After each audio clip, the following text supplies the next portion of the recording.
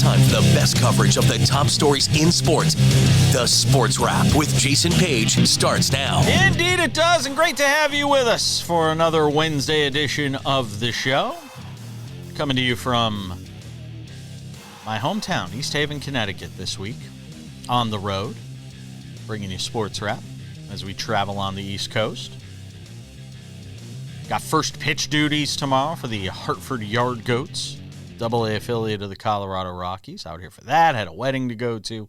All sorts of good stuff. We got a lot to do over the next 60 minutes. We will be joined by our friend Sammy Arnell a little later on in the show to talk about Aaron Judge's historic start to this Major League Baseball season. But it's not as historic as you think.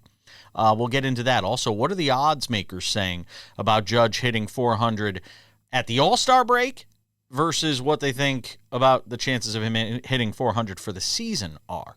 We'll get into that as well. Some NFL and college football notes to talk about, too.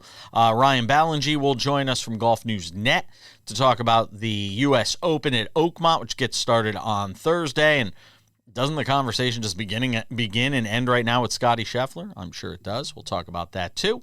But we start things out in the NBA because if it's Wednesday, it means Kurt Helin is here of Pro Basketball Talk at NBCSports.com. Boy, look at that posh, gorgeous.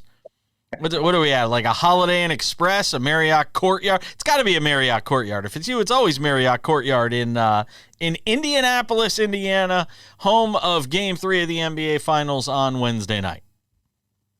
I have upgraded. This is a Marriott Residence Inn, so I get the breakfast and everything. Nice, so. Nice. Living large here. Wait, if it's a residence, do you also have like an oven in there? Like you could cook if you want to, right? I have a full mini kitchen, which is kind of nice because it's actually nice to cook for myself and not eat restaurant food for a day. Fair enough. How surprised are you with the way? Look, I think it's deceiving, and I know we don't play games on, a composite total or anything like that. We don't play series that way, and it's going to say 1-1 between these two teams. But the reality is, it feels like for 7.5 quarters of this series, it's been all Thunder, and we're talking about a Thunder team that really has kind of thoroughly dominated this series despite the fact that it's 1-1.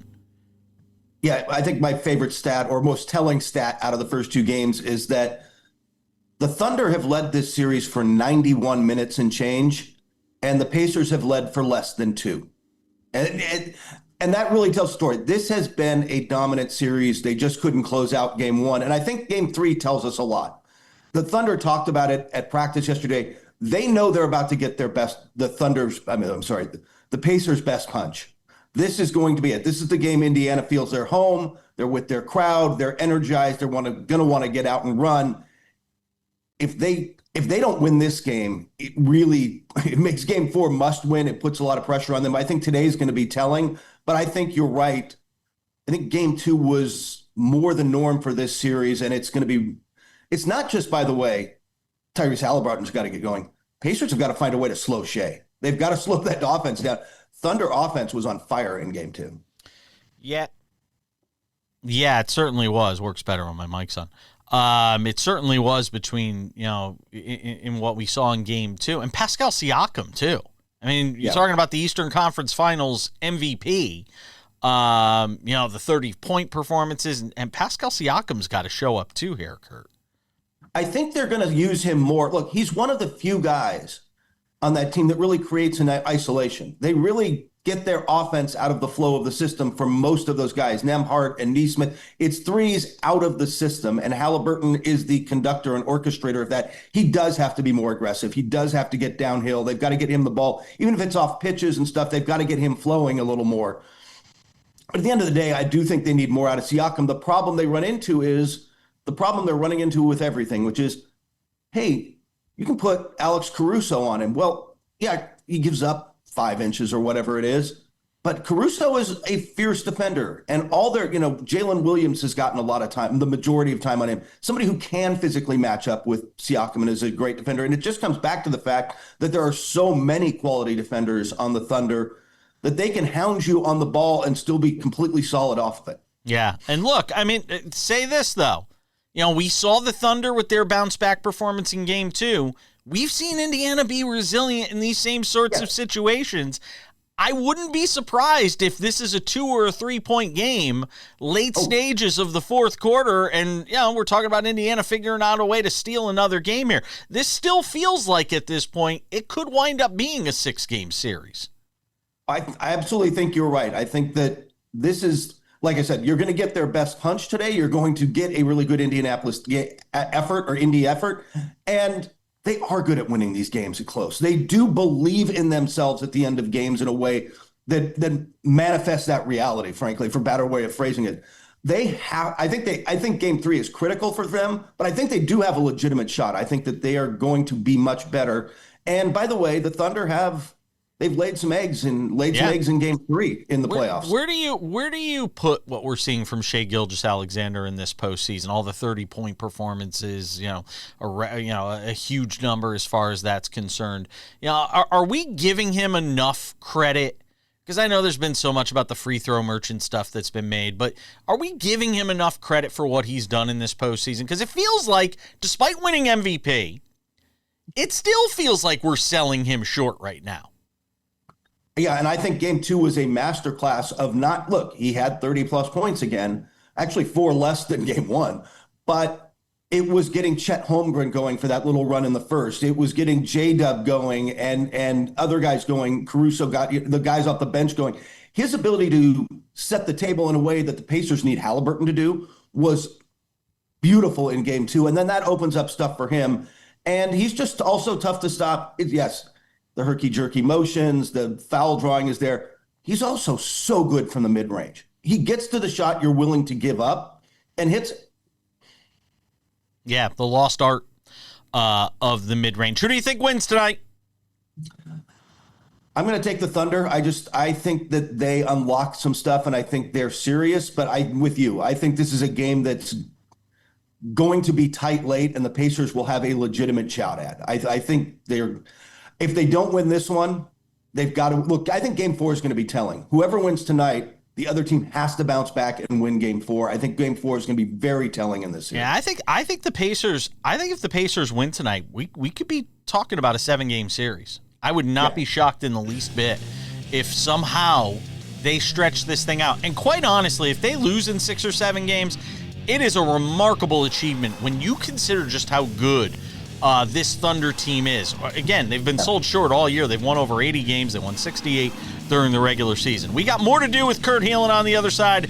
I got some more NBA topics to get to, and we'll get to them next on this Wednesday edition of Sports Wrap.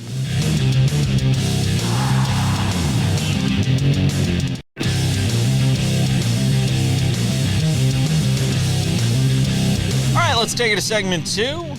That means another segment of Pro Basketball Talks. Kurt Helin, NBCSports.com. He does a great job on the NBA. Hangs out with us, talking about the NBA Finals in the first segment. Now we'll get into some other NBA news, which basically means what's going on with the Knicks coaching search, Kurt? Because everybody seems to be saying, no, you cannot talk to our head coach. You cannot talk to Jason Kidd. You cannot talk to Ime Udoka.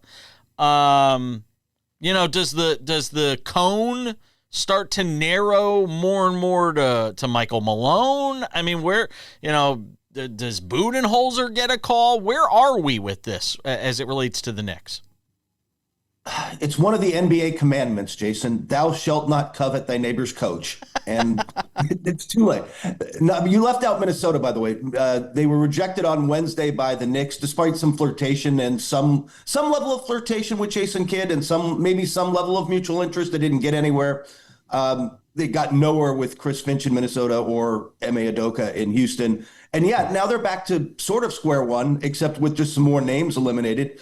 You're back to, hey, is it Mike Malone? Do you go with another former coach from somewhere that has some experience? They want an experienced head coach. They don't want to go with a first-time guy, which would rule out Johnny Bryant. If you're not going to do Johnny Bryant, who I know a lot of Knicks fans like, and I think could be a really good coach, but I get the, hey, we just fired Tibbs for a first-time guy is a huge risk and probably doesn't play well, then I don't know where you go. There's not a lot of market left out there. Are there college guys in the mix? I've mentioned Dan Hurley. I mean, so really, this is where we are right now? Like, didn't they? Wait a second. You telling me the New York Knicks decided to fire Tom Thibodeau with no idea in mind who they were going to get to replace him? That just doesn't sound like something the Knicks under James Dolan would do. Yeah, exactly. And it is the cardinal sin. It is, if you're going to fire a successful coach, you better have a very good plan B. You better, if you're going to get rid of JB Bickerstaff, you better have your Kenny Atkinson waiting. If you're going to fire Mark Jackson, you better have your Steve Kerr. And it doesn't always work out, but at least have a plan. They didn't. They fired him without this plan, thinking people were going to flock to the chance to coach them. Jay Wright said no. I'll tell you, Dan Hurley, I'm not sure however serious that really was. I think Hurley would be into it. I think there are serious questions in NBA circles whether his coaching style would translate at the next Could level. it get there eventually? If the pool whittles down, are they going to talk to Stan Van Gundy at this point? I mean, like, what? Where are they going here? I mean, is it going to be Michael Malone by default? It might be. Would you bring back Jeff? Like, I think Jeff would. I mentioned Jeff last week. It might have been after we had you on. I mentioned Jeff. I mean, he did a great job defensively. It's certainly a area where the Knicks need some help. But I don't know how hurt the feelings are from the way Jeff left the first time, this being Jeff Van Gundy, who's now an assistant with the Clippers. I just don't know if there's too many hurt feelings there still. Yeah, he was fantastic, by the way, for the Clippers last year. He was like very vocal on the sidelines. If you were at their games, you could hear him yelling out the defenses. Ty Lue was praising him all year long. It really might be one of the hires, though, that through this whole thing, if they came out the other end of this with Jeff Van Gundy, to the fan base, that would be very palatable. Exactly. It plays everywhere, but possibly James Dolan's office. And maybe I don't know how Leon Rose feels about him, but the problem and the challenge there is this: you are bringing in, whoever you bring in is probably true, but especially with Van Gundy, you would be bringing in a coach with a lot of power in the organization, a lot of power with the fan base from day one. I'm not sure if they're willing to go there. Yeah, it's a very good question, but I just find it shocking that this thing feels like this coaching search feels like a ship without a rudder. Like they had no idea. It was just, hey, we'll fire Tibbs and we'll figure out the rest later. You're the New York Knicks. You just went to the Eastern Conference Finals. You've got guys in the prime of their career, and you're just going to figure it out on the fly? Like, it's just, it blows my mind, Kurt. And whatever offseason moves you're thinking of making, of adding depth and how you want to go about that, really play into what style you want to play, which comes back to whatever coach you hire. So, it feels like everything is on hold. Yeah, it certainly does. What do you make of this story about Victor Wembanyama at a Shaolin temple in China? Like, is this Aaron Rodgers sort of stuff? Like, what am I reading? He is a intellectually curious human being, and he is young and wants to experience this, and he knows, look, it doesn't mean he's not committed to basketball, and he's this prodigy, and I think he gets that and loves the game, but I don't think he wants to be defined as this basketball only guy. It is not young Kobe. It is not, Euro dreams of sushi time. Like, he is a much broader human being than this. And he wants to go experience other things. He is spending a week or two or however much time it is it's usually a week. I heard with these in this Shaolin temple. He was touring China and not in a, hey, I'm there with my shoe company way. Like, this was there to be intellectually curious. And I love that about him. He's the guy who will go play chess in Central Park. Like, I love that about him. But is that the superstar the NBA wants? That's the question I start asking. Yeah. Is that the guy that the fans are going to gravitate towards as we continue to have this conversation about the next face of the NBA, which, by the way, I don't think fans care about as much as we do. But no. Is that I mean, look, they'd probably rather have that than Anthony Edwards and his 50 baby mamas. But, at some point, it's strange. It's just, the whole thing's just a little odd to me. In a good way. But, again, I just wonder if that's what the league wants. He is different, and Anthony Edwards and some other players coming up. Maybe Shea's kind of quiet and not a huge personality, where Edwards is a big personality, and he fits the mold in a lot of ways of the guys who have been kind of in that biggest role. Even LeBron, some of the guys, Curry's who have been in that role. Wembanyama's different, and maybe let's put it this way: I think it plays great for the NBA globally. Does it play well domestically? I don't know. What's the talk around Giannis right now, real quick, before I say goodbye? There is no talk. He is on vacation in South America with his family, and he has not requested a trade. They are not listening to trades. They are rejecting the talks. Maybe that changes, but I will tell you, everybody I've talked to around the league, the vibe has been, with other teams, has been wait and see. Like, we have a plan. We're focused on plan B and C, and if we have to pivot back to A, we can, but they're not sure that's coming.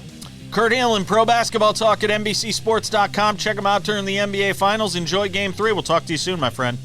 Take care, my man. We're coming back. U.S. Open Talk with Ryan Ballengee next. Welcome back to this Wednesday edition of the show. The 125th U.S. Open is upon us. Golf's toughest test. Oakmont will be the star, no doubt, as they get started on Thursday. And if there's a big golf event taking place, it means this guy's hanging out with us, Ryan Ballengee. Does a great job. Golf News Net. Give us some thoughts. We just had him on last week to talk about Scottie Scheffler.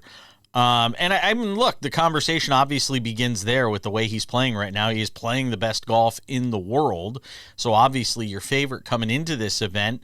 What could potentially trip him up? Because it's really Scottie against the course right now with the way he's playing, isn't it? I mean, he's a plus 275 favorite to win this week. We haven't seen major championship odds like that since the Tiger days in 2009. I mean, this doesn't happen. It isn't usually thought of like this, that it's kind of a, in golf terms, foregone conclusion that if Scottie Scheffler doesn't mess up, he wins the U.S. Open. That's pretty amazing. That said, Oakmont is a landmine every single hole. Something horrible can go wrong with every single hole of this golf course. The rough is extremely deep. It's really thick. The fairways may look generous in places, but they play narrower because they run faster than the golf courses you probably play at home. The putting surfaces run faster than pretty much anywhere on the planet. And you have to negotiate all of that stuff every single hole on a 7,500-yard golf course. It's a lot. I mean, it is a lot for any player. Now, the good news for Scottie Scheffler is he is the best at everything except putting on the PGA Tour. He plays super intelligent golf. He plays under flags. He plays the smart places when he's in trouble. He minimizes and mitigates disaster. So that's a great thing for him. But it's 72 holes, and anything can happen. And you're 2 mistakes away from a double or triple that kind of ruins your tournament or makes it awfully hard to win. So this is kind of living on a high wire this week. So is that the big question mark? Is putting? Because we're talking about how fast these greens are, and these guys will get a chance to obviously putt on them in practice rounds and get themselves ready. Is that the big question mark for Scottie Scheffler here? If he keeps it together from the perspective of putting. Other than that, is there anything that could really trip him up here? I don't think so. I mean, that all said, that prefaced with Oakmont can do anything to you at any time. And you make the wrong decision, you're going to be in deep trouble. Okay. You're going to make bogeys this week. You're probably going to make a double this week. You kind of have to internalize that about any U.S. Open, but especially here. What do you think the winning score? What do you think the winning score winds up being? 1 or 2 over, probably. Wow. The winner in 16 was Dustin Johnson at 4 under. Yeah. And then there were a couple other players at 1 under, and everybody else was over. Go back to the prior time when Angel Cabrera won. That was plus, 5-1 that week. So I don't think it'll quite get to that level. Technology's better. Players are stronger. But I don't think it'll quite be 2016 either. I think this is going to be kind of a revenge U.S. Open in that the last 2 scores to win were -10 and -6. I don't think the USGA wants that on the reg, maybe closer to -6, but when Oakmont hosts, they want carnage. They don't want their course to be beaten, so to speak, in their eyes. So they want this thing to be extremely tough. Do you think Tiger Woods' assessment is correct? This course favors the long hitters and the guys with the, that play the short irons well. I mean, is that a fair assessment?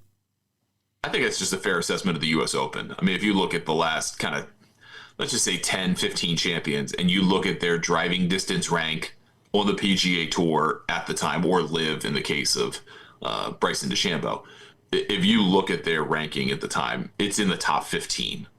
The only exception is Matt Fitzpatrick, who won the Country Club, which is a little bit more of a finesse course. But even then, he's still not a short knocker.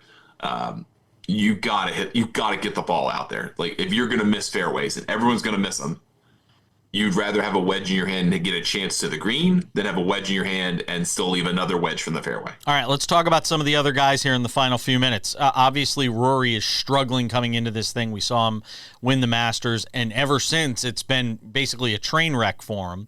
He admitted, I think, shooting an 81, in a practice round. Is there anything that should lead us to believe that Oakmont is the thing to fix Rory McIlroy, or is this going to be a bloodbath for him? The driver is a big pain for him. I mean, he said in his news conference on Tuesday that he feels like he's in a better place with the one he has now. He's played a couple practice rounds with it. Who knows? Who knows what shows up?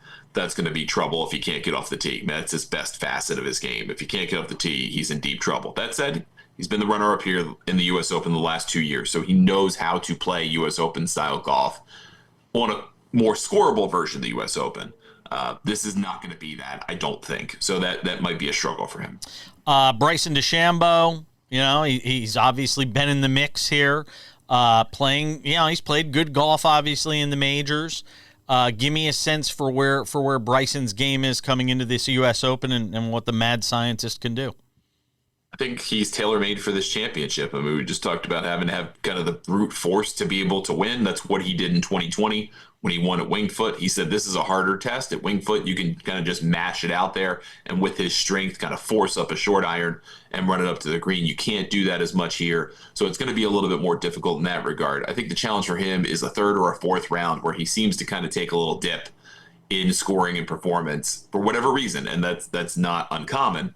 But he needs to hold it together for more of 4 rounds than he does if he's going to win this thing again. 7-1 odds, by the way, on Bryson DeChambeau. John Rahm, played well up until the basically the back 9 at the PGA Championship. Give me some thoughts on Rahm coming into this. He's going at 12-1 right now on FanDuel. I'm willing to overlook what happened at Quail Hollow because he was going for the win. What happened on the final 3 holes was a result of not cashing in on 14 and 15 at Quail Hollow. He was going for broke. I totally understand what happened there. He just didn't take advantage of those opportunities he created for himself. He's a major caliber winner. He can win a third major here. I didn't see a whole lot that I loved from him at the last LIV Golf event in Northern Virginia. So maybe you take a pause there, but he's been in the top 10 of every single LIV event this year and every single LIV individual event he's ever played. I've got 30 seconds. Give me a winner and give me a potential surprise. I think it's Scottie that wins. I don't know how you say otherwise at this point. He's the best player on the planet without any kind of question. All right. I think you can look at 2 guys, and both of them that are Canadians that I'm interested in. Corey Connors, who's the best ball striker in the world, in my view, other than Scottie Scheffler. He's gaining a surprising number of strokes off the tee this year. And then Taylor Pendrith, who have a long-term ticket on to win this tournament, mashes the ball. If he keeps it in play, everyone's going to struggle putting. He's not the best putter in the world, but if he can do the minimum in terms of putting, I think he could be a surprise. And of course, my bias is Shane Lowry, so I'll throw him out there as well. Ryan Ballengee, Golf News Net. Always a great job. Thank you, my friend. Enjoy the Open. We'll talk to you soon.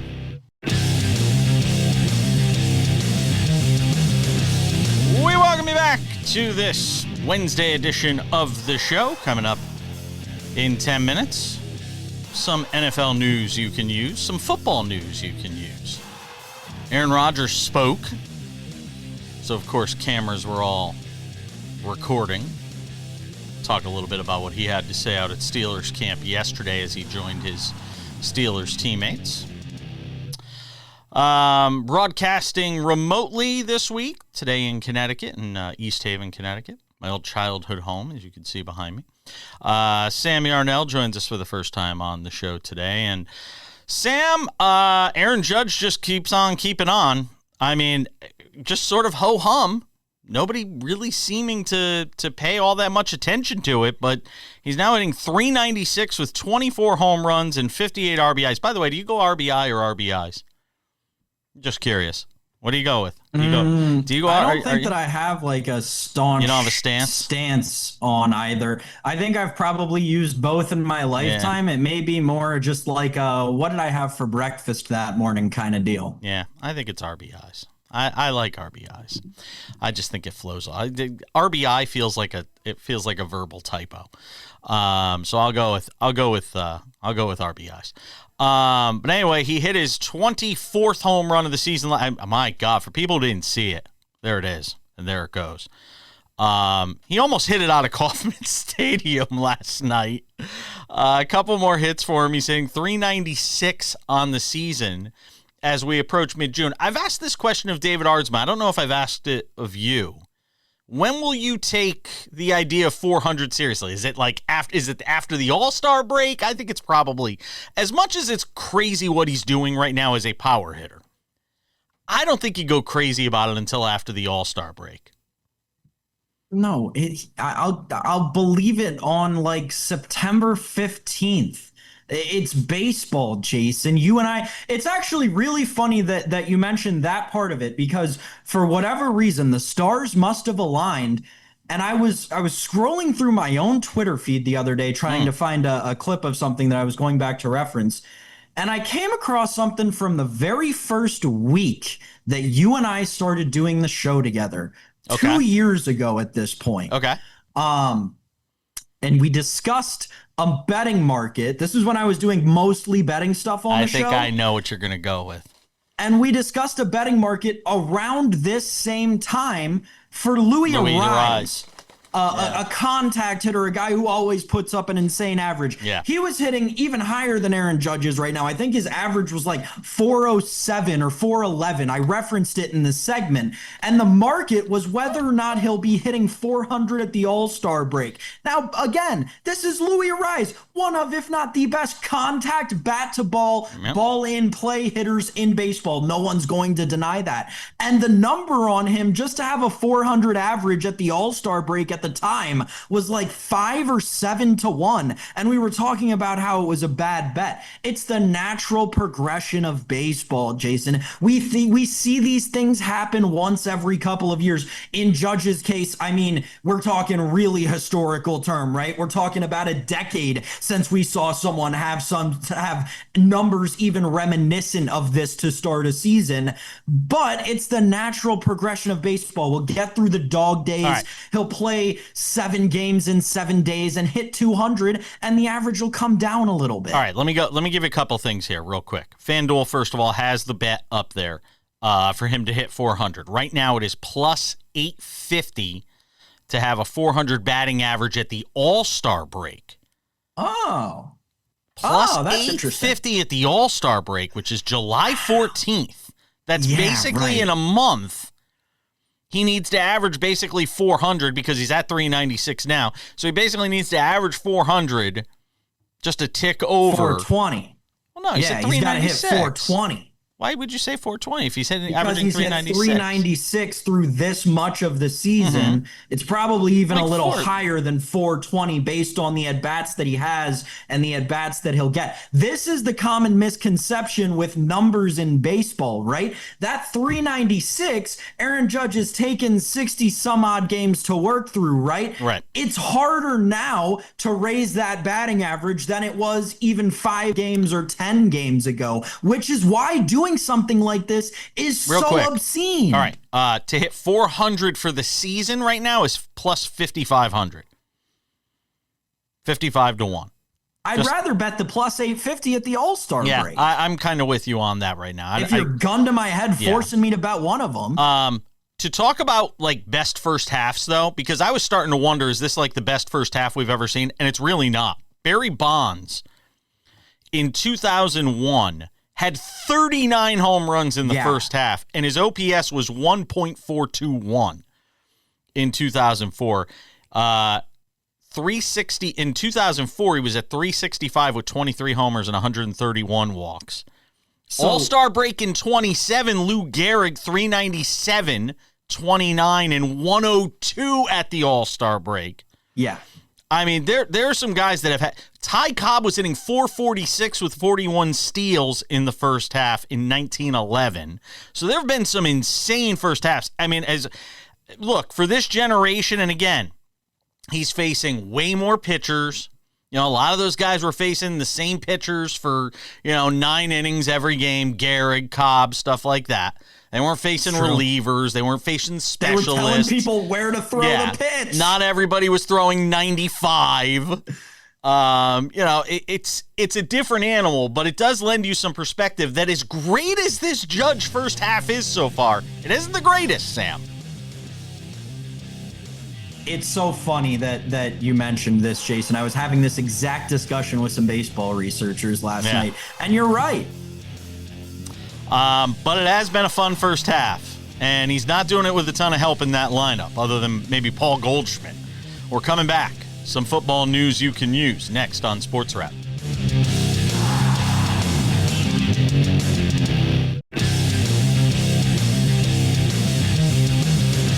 And this Wednesday edition of Sports Wrap continues on location in Connecticut this week. Odds and Ends wraps it up in 10 minutes.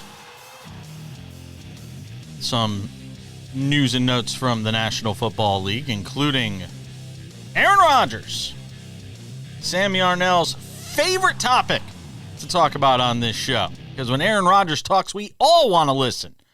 We are all a captive audience when Aaron Rodgers talks. Why? Why? I would so much rather we spend all this time talking about Jaden Daniels and what's he going to do in his second year, especially coming off a year where we saw C.J. Stroud suck in his second year. And hey, C.J. Stroud, what are you going to say going into your third year after you were amazing in your rookie year and sucked in your second year, and now your team's going out and signing 45-year-old running backs? Or hey, Justin Herbert, what are you going to do in the second year under Jim Harbaugh? There are so many great storylines in football, and we waste our time with some ayahuasca-addicted maniac who coincidentally just so happened to get married. Not even the most important quarterback marriage of the offseason. Shout out to Josh Allen. Well, listen. That's all. I mean, here the reality is this. You're talking about a future Hall of Fame quarterback trying to get one more Super Bowl, going to play for a prolific head coach. And as he said, good for his soul, Sam. It's good for his soul. It's good for Sam. And if it's good for Aaron Rodgers' soul, we should all be supportive of that. Oh, cry me freaking we should river. be supporting Aaron Rodgers as he tries to nurture his soul. Did you his see what body Myles Garrett and said? soul? Oh, that he's looking to put him in the quarterback graveyard. There we go. There we go. That's more like it. Yeah.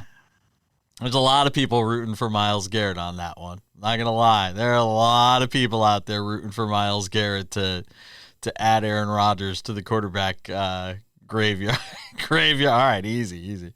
There's a lot of people looking to add Aaron Rodgers to the quarterback graveyard of Myles Garrett. But I listened to a lot of what he said yesterday. I mean, look, it's a lot of the word soup that you get from Aaron Rodgers, the timing, saying a lot without saying anything. I get it. I get there's a lot. I understand your antipathy. I understand I can understand why a lot of people would say, why are we spending so much time on this guy? But it is going to be one of these storylines in the NFL this year, just as it was when he was with the Jets, which is what can he do? And he does make an interesting point. He's now playing for his second of, when you talk about flagship franchises in the NFL, you think of the Packers, you think of the Steelers. And he is now playing for two of them after his time, obviously, in Green Bay with the Packers. And now he will play with the Steelers. And he mentions Mike Tomlin and playing for him being good for his soul and all this stuff. But I am fascinated to see that dynamic because Mike Tomlin really isn't like anybody he's ever played for in terms of his career. Yeah. So a couple of things to the Rodgers narrative chasing point, wanting to play for another flagship franchise. Yeah, I 100% see it. Here's the thing though, when you think about either of those franchises, like even the Packers, historically, Aaron Rodgers is like number like 4 or like 5 on the list. So it's like Vince Lombardi, yeah, Bart Starr, yeah, Brett Favre, yeah, and like then maybe Aaron Rodgers. And then the Steelers, like, we don't even need to go down that road because there are approximately a bazillion more historical things about the Steelers than Aaron freaking Rodgers. But I will say this. It's very clearly, again, him just trying to stay relevant for as long as possible, as the marriage thing was, right? He wanted to play this whole game as, oh, this is, not a public person who I married, yada, yada, yada. I really just didn't want anybody to know. That's why I was making this whole scene and being away from the whole world for a month or months at a time. Yeah, buddy, then really, if you wanted to keep it so under wraps, why did you show up to your first day of work with a wedding band on? Like, just don't wear it on the first day. Maybe if you don't want it to be a huge story, but that's all he wants is to be a huge story. And it's the most frustrating thing ever. Deion Sanders has some health issues. He is not in Boulder right now. He's in Texas recuperating. He put out a post. Wow, I am truly blessed for the abundance of well wishes, for all the thoughts, for all the prayers. Thank you, thank you, thank you. I can assure you everything is okay and will continue to be. God got me like no other. I have so much more work to do to glorify God, so please believe God got me. I'm excited to get back to Colorado to be at home with my staff, team, and all associated with our program. When we arrive back to Boulder, you will be updated on everything. Curious. And hopefully he's doing all right. No matter what you think of Deion / Coach Prime, whatever you want to call him, you certainly don't wish ill on him.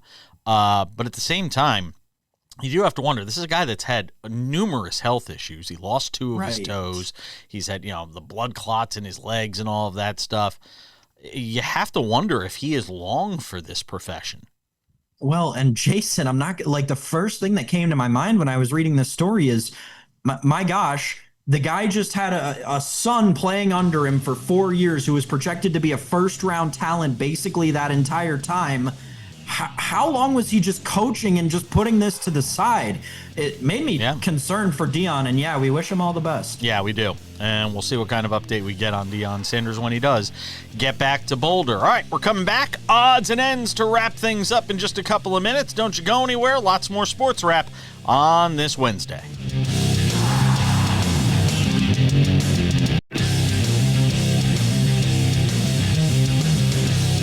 We welcome you back to this Wednesday edition of Sports Wrap. Just about time to put the wraps on this baby for a Wednesday. Tomorrow's show will include David Aardsma. He's on the road like I am, traveling around in the Northeast. Baseball trip, all that good stuff. We'll talk some baseball with him. Get his thoughts on a number of items around the league. I'm curious to see what he thinks of this situation in Boston where you've got the Red Sox basically, they have called up all their prized prospects. And what happens if this doesn't pan out for them this season? Is Alex Cora at risk? I'm curious to get his thoughts on that. A whole bunch of other items going on around the league as well. That'll be part of tomorrow's show. Also an NBA Finals Game 3 recap for you as well. Some reminders, Sports Wrap with Jason Page, the podcast. If you have not done so yet, make sure to subscribe today. All the best of this show, Monday through Friday, in a podcast form, audio only, no commercials. You can get it through Spotify, Apple Podcasts, YouTube Podcasts, iHeartRadio, TuneIn, Odyssey, Amazon. Anywhere you get a podcast, you can listen to this show. And it's free. I don't know why you wouldn't do it. You can listen to us while you're in the car, in the shower, on the subway, on the train, on the plane, wherever. Make sure to check that out. And it is available Monday through Friday, usually early in the afternoon hours. The Sports Wrap with Jason Page YouTube channel. If you have not checked this out yet, go and subscribe today. It is all the best of the show. Matter of fact, it is the show. Available commercial-free on our YouTube channel. We put it up there each and every afternoon, Monday through Friday. With the exception of a couple days last week and early this week as we were traveling. But the show available Monday through Friday, commercial-free, on our Sports Wrap with Jason Page YouTube channel. Also, Sports Wrap shorts are available there. If you have not checked those out, make sure to do so. Clips from the show, sometimes clips not from the show, because news is always breaking, and when it does, we jump on here and we give you some Sports Wrap shorts, quick opinion commentary on the big stories of the day. One more thing to throw in before we get to a couple of stories and odds and ends.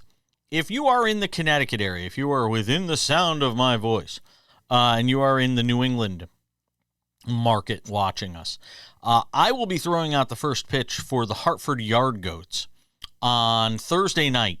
It's their Pride night, and I was chosen to throw their first pitch out. I will be doing that on Thursday night. I think first pitch is around 7:30 p.m. Eastern. We will have video, don't worry. There's questions about whether or not I will throw it from the rubber or whether I will move up. I don't know what they're going to allow me to do, but I plan on throwing a strike. I pitched some when I was in high school, and I can get it up there. I promise it will not be a Stephen A. Smith first pitch. I promise it will not be a 50 Curtis Jackson sent first pitch. It will not be a Jordan Love first pitch. We will throw the ball and try to give it our best at the Hartford Yard Goats Pride Night on Thursday. They are the AA affiliate of the Colorado Rockies. If you're watching us on WWAX, that is our Connecticut affiliate. If you're watching us there, head out to the game on Thursday night. Hope to see all of you there. All right, without any further delay, ladies and gentlemen, time for some odds and ends. Odds and ends. Let's talk a little bit about tennis for a moment. The WTA doing something really cool. And look, this is sports catching up with the times. I mean, how many people do you know in your private life, in your everyday life, that have to take a break from work because they're trying to have a child or because they just had a child? Well, women's tennis stars will have their world rankings protected now during fertility treatments. The WTA Tour making that announcement. Players ranked inside the world's top 750 who miss at least 10 weeks of competitive tennis will now be eligible to receive a special entry ranking. The story over on the Athletic, James Hansen wrote it. Writing the same designation the Women's Tennis Association and the governing body uses for players returning from long-term injury or pregnancy. They'll be able to use the ranking for up to 3 events in the first 10 weeks of their return to the court, but the ranking cannot be used to enter WTA 1000 events, the 10 tournaments, one rung below the Grand Slams, named for the ranking points awarded to the winner. Sloane Stephens called for this to happen because last year she actually underwent egg freezing and said that, the balance of career versus life, and this was something important, and she thought that the WTA needed to create a, quote, safe space to consider fertility protection. They have done that. Hats off to the WTA. A fantastic move by them, and certainly a progressive move that I think aligns with the times. One note from hockey as we continue to follow the Stanley Cup final. The Rangers and Ducks working on a deal to send Chris Kreider from the Rangers to Anaheim. That, according to ESPN, the deal is reportedly in the advanced stages. We'll wait and see what happens with that. And with that, that is going to wrap it up for this edition of Sports Wrap. We appreciate you being with us as we continue to work remotely this week, as many of you do in your day-to-day life. That wraps it up for this edition of the show. Appreciate you hanging out. Busy show today. Sam Yarnell was with us. Ryan Ballengee, of course, Golf News Net. Always doing a great job on the golf, previewing the U.S. Open, which gets started on Thursday. I can't wait. And, of course, our friend Kurt Helin of Pro Basketball Talk at NBCSports.com. I'm Jason Page. We'll see you back here tomorrow from who knows where as we continue to travel the East Coast. We'll see you then.